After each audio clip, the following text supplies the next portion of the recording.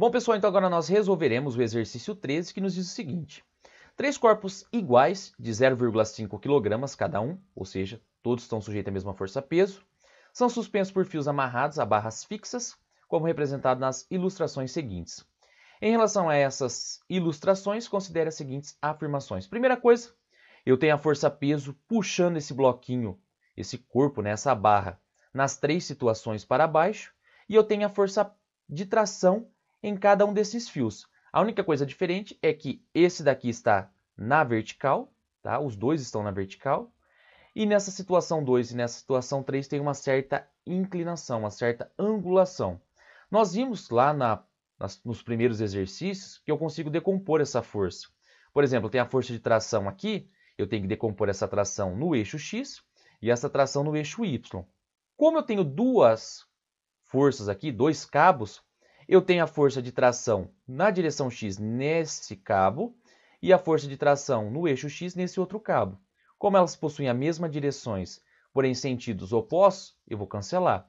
A única força que vai influenciar ali vai ser a tração na direção Y do cabo 1 e a tração no eixo Y do cabo 2. Ou seja, é a única força que estará para cima, influenciando no movimento.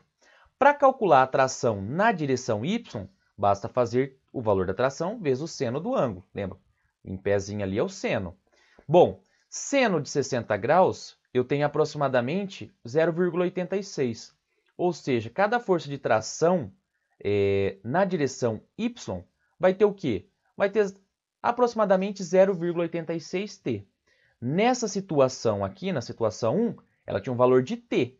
Nessa situação 2, quando eu fiz a decomposição ali, cada uma vai ter um valor de aproximadamente 0,86 T por causa da inclinação.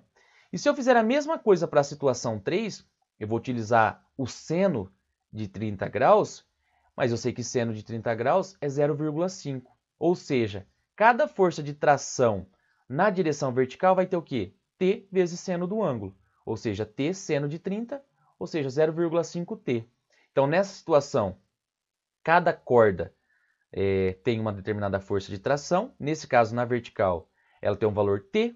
Aqui ela tem um valor de aproximadamente 0,86 T, por causa da nossa decomposição. As duas juntas terão uma intensidade de aproximadamente 1,73 T. Aqui, T mais T, 2T.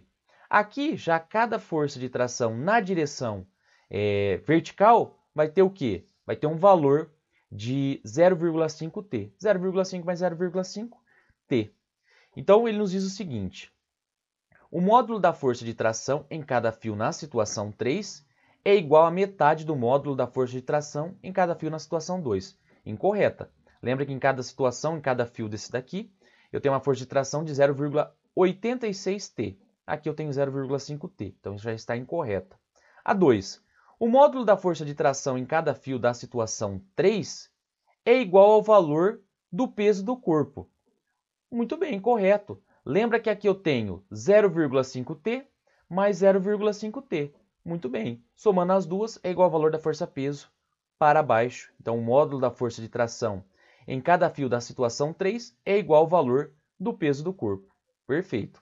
E a situação 3, o módulo da força de tração em cada fio da situação 1, dessa situação, é igual ao triplo do valor da tração em cada fio da situação 2. Se aqui eu tenho um valor T, aqui tem um valor de 0,86 T. Então, ou seja, não está correta. A única alternativa correta é a nossa alternativa D. E com isso nós finalizamos a correção do exercício 13. Próximo exercício, o nosso exercício 16, que nos diz o seguinte. 2 trabalhadores A e B erguem um bloco de massa M a uma altura H do solo. Cada um desenvolve um arranjo diferente de roldanas. Um vai utilizar apenas uma roldana fixa e na segunda situação, a pessoa B, ela vai utilizar uma roldana fixa e uma móvel. Nós sabemos que quando temos roldanas móveis, vai diminuir a força aplicada pelo trabalhador. E eles começam a discutir e fazem as seguintes considerações ali. O trabalhador A, esse daqui, exerce a mesma força que o trabalhador B? Não, já está incorreta. Por quê? Porque quando eu tenho um sistema de roldanas móveis, a força vai se dividir, ou seja, não será a mesma força. já está incorreta. 2. O trabalhador realizado pela força-peso sobre o bloco é igual nos dois casos. De novo, né?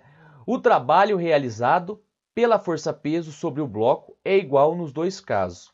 Bom, nesse caso, pessoal, nós temos uma coisa correta. Por quê? Porque o trabalho é realizado pela força-peso. Ambos subiram e atingiram a mesma altura h. São as mesmas massas, são as mesmas gravidades e são as mesmas alturas. O trabalho da força-peso nada mais é do que mgh. Ué, a massa é a mesma, a gravidade é a mesma, a altura é a mesma, portanto, o trabalho realizado serão o mesmo na situação A e na situação B.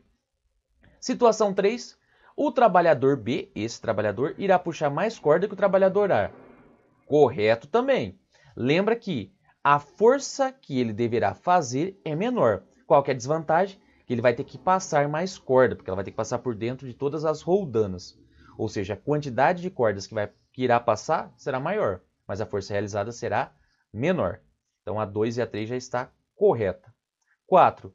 Não importa o arranjo. Em ambos os casos, os trabalhadores puxarão a corda com a mesma tensão, né, com a mesma força. Não, incorreta. Quando eu tenho um sistema de roldanas, né, roldanas móveis, a força aplicada será menor.